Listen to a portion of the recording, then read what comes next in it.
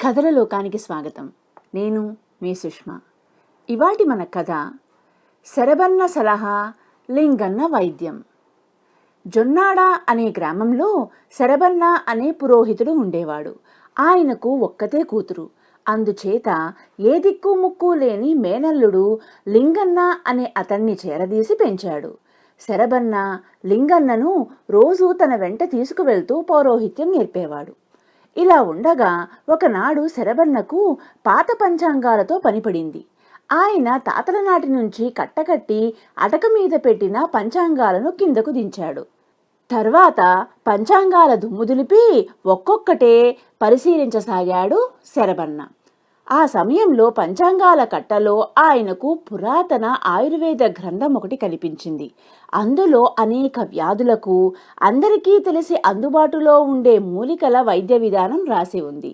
ఆ గ్రంథాన్ని శరబన్న తన భార్యకు ఆసక్తిగా చూపాడు. శరబన్న భార్య ఆ గ్రంథం చూసి చాలా సంబరపడి, అలా అని అంతగా నమ్మం గాని దేవుడు చాలా మంచివాడు.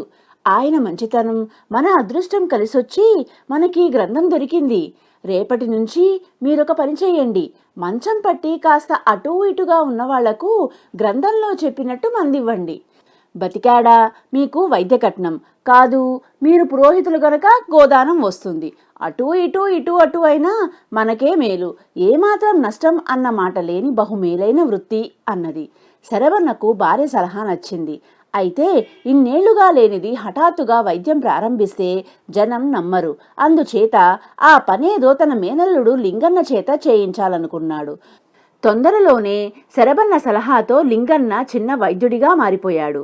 తలనొప్పి, గజ్జి, తామర వంటి చిన్న చిన్న రోగాలకు మామ పుస్తకంలో చూసి చెప్పినట్లుగా మూలికలు తెచ్చి లింగన్న వైద్యం చేసేవాడు. కానీ ఊళ్ళో పేరు మోసిన వైద్యుడున్న కారణంగా పెద్ద పెద్ద రోగాలకు మేనల్లుడికి చిట్కాలు చెప్పే సాహసం చెయ్యలేకపోయాడు శరబన్న. ఒక రోజున శరబన్న, లింగన్న పొరుగుళ్ళో పెళ్లి చేయించి తిరిగొస్తున్నారు. దారిలో వాళ్లకు గ్రామాధికారి పాలేరు ఎదురుపడి, అయ్యా, మన గ్రామాధికారి మాటా పలుకు లేకుండా పడిపోయాడు. సమయానికి వైద్యుడు గరుడాచారి గారు ఇంటలేరు. అయ్యగారిని చూసి ఊరి పెద్దలందరూ ఆయన చివరి గడియల్లో ఉన్నాడంటున్నారు. లింగన్న గారేమైనా రక్షించగలరేమో అని అమ్మగారి ఆశ. మీకోసం కాలుగాలిన పిల్లిలా ఎప్పుడొస్తారా అని ఊరు పొలిమేర అంతా గాలిస్తున్నాను అన్నాడు. జరిగిందేమంటే గ్రామాధికారి భోజనం చేసి పొలం వచ్చాడు. పాలేరు చెట్టునే మగ్గి ఉన్న మామిడి పండు ఒకటిస్తే తిన్నాడు. దాహంగా ఉందని కొబ్బరి బోండం నీళ్లు తాగాడు. 2 రోజుల క్రితం దక్షిణ పొలంలో వేప చెట్టుకు పట్టిన తేనె పట్టు నుండి పిండిన తేనె ఎలా ఉంటుందో రుచి చూశాడు. ఆ తర్వాత ఏదైనా తిన్నా తాగినా వెంటనే అలవాటుగా వేసుకునే తమలపాకులు వేసుకున్నాడు.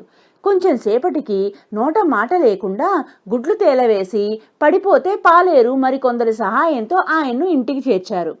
పాలేరును మాటల్లో పెట్టి విషయమంతా తెలుసుకున్న శరబన్న ఇంటికి వెళ్లగానే గ్రంథం తిరగేసి మామిడి, కొబ్బరి బోండం, తేనె పుచ్చుకున్న తర్వాత కనీసం గంట సేపన్నా ఆగకుండా తాంబూలం సేవిస్తే విషప్రయోగమంత ప్రమాదమవుతుందని తెలుసుకున్నాడు.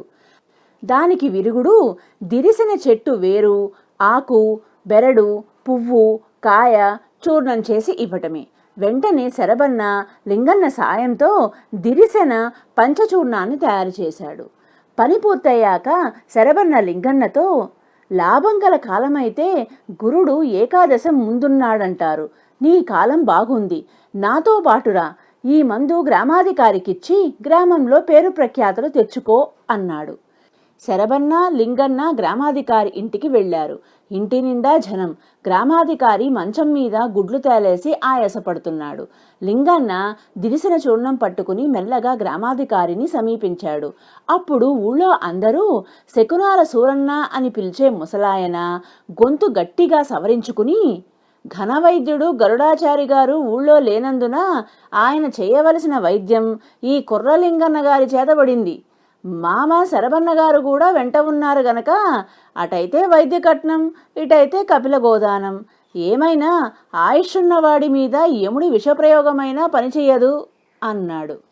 ఆ మాటలకు లింగన్న శకునాల సూరన్న కేసి కోపంగా చూసి గ్రామాధికారి నోటిని బలవంతంగా తెరిచి దిరిసిన చూర్ణం నోటిలో వేసి నీళ్లు పోసి గుటకపడేలా చూశాడు. కొంచెం సేపట్లో గ్రామాధికారి ఆయాసం తగ్గింది. మరికొద్ది క్షణాల్లో ఆయన మంచం మీద లేచి కూర్చున్నాడు. దీనితో వైద్యుడుగా లింగన్న పేరు గ్రామమంతా మారుమ్రోగిపోయింది. ధన్వంతరి మారువేషంలో వచ్చాడని లింగన్నను అందరూ పొగిడారు. గ్రామాధికారి శరభన్నను లింగన్నను ఘనంగా డబ్బులిచ్చి సత్కరించారు. గ్రామాధికారి జబ్బు, లింగన్న చేసిన వైద్యం ఆ నోటా ఈ నోటా పడి జమీందారు గారి ఆస్థాన వైద్యుడి చెవిన పడింది. ఒక అనుభవం లేనివాడు అంత గొప్ప వైద్యం చేయగలిగాడంటే అతడికేదో అద్భుత వైద్య గ్రంథం దొరికుండాలని ఊహించాడు ఆస్థాన వైద్యుడు. ఆయన లింగన్నకు కబురు చేసి పిలిపించి నయానా భయానా మాటల్లో పెట్టి తన ఊహ సరైనదేనని గ్రహించాడు. అప్పుడు ఆయన లింగన్నతో, నాయనా, ఏ విద్య అయినా గురువుల శుశ్రూషతో పట్టుదలగా అభ్యసించితే తప్ప లేకపోతే రాణించదు. నీ దగ్గర ఉన్న అద్భుత గ్రంథంలోని వైద్య విధానం అనుభవైద్యమే కాదనను, కానీ అది అన్ని వేళలా మంచి చెయ్యదు. ఎప్పుడైనా వికటించవచ్చు. నేను నీకు శాస్త్రీయ పద్ధతిలో వైద్యం నేర్పుతాను. అయితే నా దగ్గర విద్య పూర్తయ్యాకే ఆ గ్రంథాన్ని ఉపయోగిస్తానని ముందుగా నాకు మాట ఇవ్వాలి అన్నాడు. ఆస్థాన వైద్యుడి మాటలు లింగన్నకు సమంజసంగా తోచాయి. అతడు ఆస్థాన వైద్యుడి వద్ద కొంతకాలం శిక్షణ పొంది జమీందారు గారి అధికార ముద్రలో అర్హత గల వైద్యుడయ్యాడు. ఆ తరువాత లింగన్న శరభన్న కూతురును పెళ్లాడి అక్కడే ఉంటూ శాస్త్రీయంగా నేర్పిన వైద్య విద్యకు తోడుగా అటక మీద దొరికిన అద్భుత గ్రంథాన్ని కూడా ఉపయోగించుకుంటూ జొన్నాడలోనే కాకుండా చుట్టుప్రక్కల గ్రామాల్లో కూడా మంచి పేరు తెచ్చుకున్నాడు. కథ సమాప్తం. ఇలాంటి మరిన్ని కథల కోసం ఛానల్ని సబ్స్క్రైబ్ చేసి, లైక్ చేసి, షేర్ చేయండి.